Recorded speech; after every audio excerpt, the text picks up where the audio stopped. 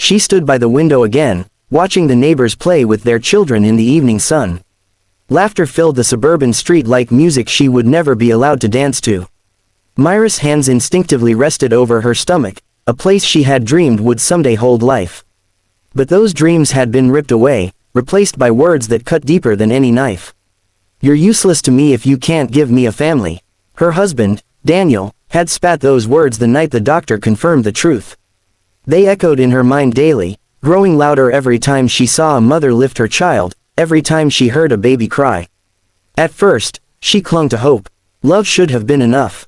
Marriage should have been about more than biology. But Daniel didn't want love, he wanted an heir. Within months, he'd grown cold. He stopped coming home, stopped looking at her as anything human. Soon, he finally said the sentence she knew was coming. "I want a divorce." He didn't shout, didn't show anger, his voice was calm, like a businessman closing a deal with a supplier he no longer needed. A week later, she watched the door close behind him for the last time, leaving her alone in a house that suddenly felt like a museum of everything she had lost. The marriage, the future, the belief that she was enough. Mira moved out, selling most of her things to afford a tiny apartment. She told her family she was fine, smiled for friends, and learned to hide her grief behind carefully chosen words. After all, who wanted to hear about a woman who couldn't do the one thing society told her she was made for? One night, after crying silently into her pillow, she forced herself to join a community volunteering program, anything to escape her thoughts. That's where she first saw him. A man with tired eyes but a gentle smile stood in the food distribution line, 5 children circling around him like buzzing bees. The youngest boy tugged his sleeve, pointing at the cookies on the table. The father knelt, looked the child in the eye, and whispered something that made the child giggle before handing him one small cookie. "Only one," he said softly. "We share everything, remember?" Mira felt something stir in her chest, a strange warmth she hadn't felt in years. Later, she learned his name, Jack. A widower. His wife had died in an accident 3 years earlier, leaving him to raise their children alone.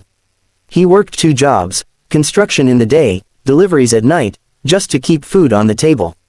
Despite the exhaustion carved into his features, he treated every child with the tenderness of a saint. Mira found herself drawn to him, not because he was handsome, though he was, but because he embodied the love she had once believed in. As volunteers gathered to clean the hall, one of his daughters accidentally knocked a box off a table, scattering supplies everywhere. She froze, lip trembling, waiting for scolding. Jack only smiled and ruffled her hair. "It's okay, sweet pea. Mistakes help us learn." Her heart clenched. She had never received such compassion for her own mistakes. For weeks, their interactions were brief, exchanging smiles, small conversations. She helped his children with crafts, he carried boxes so she wouldn't strain herself. His politeness wasn't forced, his gratitude was real, and slowly, she began to feel like she belonged somewhere again. One evening, as they walked out together, the kids running ahead, he turned to her.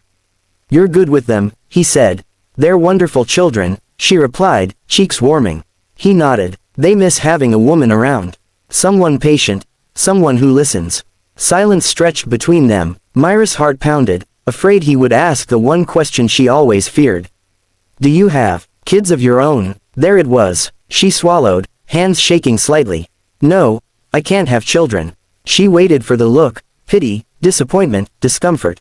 But instead, Jack simply nodded, like she had told him her favorite color. "That doesn't make you any less of a woman." Her breath hitched. Tears stung her eyes. No one had ever said that to her. No one had ever made her feel like she was still whole. Jack continued, lowering his voice so only she could hear. "Love doesn't come from blood, Mira. Kids don't care how someone becomes their family. They care that they are loved. And you have so much love to give." The children called for him then, and he walked ahead, leaving Mira standing under the street lamp with tears rolling down her cheeks, tears of relief, of healing, of hope. Days turned into months, and their friendship blossomed into something neither dared to name. She started spending more time with his kids, baking with them, helping with homework, reading bedtime stories. They began calling her Miss Mira, though the youngest occasionally slipped and called her Mommy, always looking scared until she hugged him and whispered that it was okay. Jack watched her with quiet admiration. She saved him in ways he didn't know he needed. She brought laughter back into a home that had forgotten how to hold it. His children slept peacefully again. And for the first time since his wife's death, he felt life moving forward instead of backward. One evening, after tucking the children into bed, he found Mira standing on the porch, staring at the stars like they held all her unanswered questions. "I've been afraid," she admitted softly. "Afraid I'll never be enough for someone. That I'll always be broken." Jack stepped closer, lifting her chin gently. "You are not broken," he said, voice trembling with truth. "You are a miracle standing right in front of me. You healed 5 little hearts without ever asking for anything in return. If that isn't motherhood, I don't know what is." Her tears shimmered under the moonlight. "And what about you?" she whispered. "What do you need?" He took her hand, intertwining their fingers like puzzle pieces finally finding their match. "I need someone who believes love is more than biology. Someone who shows up. Someone who stays." His eyes softened. "I need you." Myra's breath caught. For the first time in her life, someone wasn't choosing her despite what she lacked, they were choosing her because of who she was. He leaned forward, their foreheads touching. "You gave me a reason to hope again," he murmured. "You gave my kids a reason to smile. Mira, will you stay with us?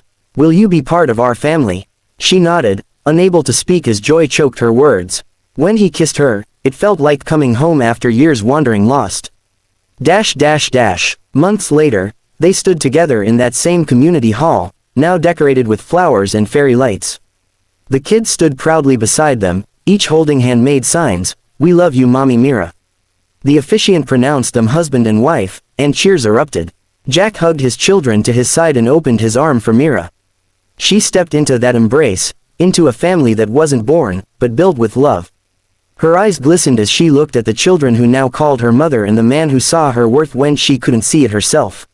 She wasn't barren. She was full of love, full of purpose, full of life. And at last, she was enough.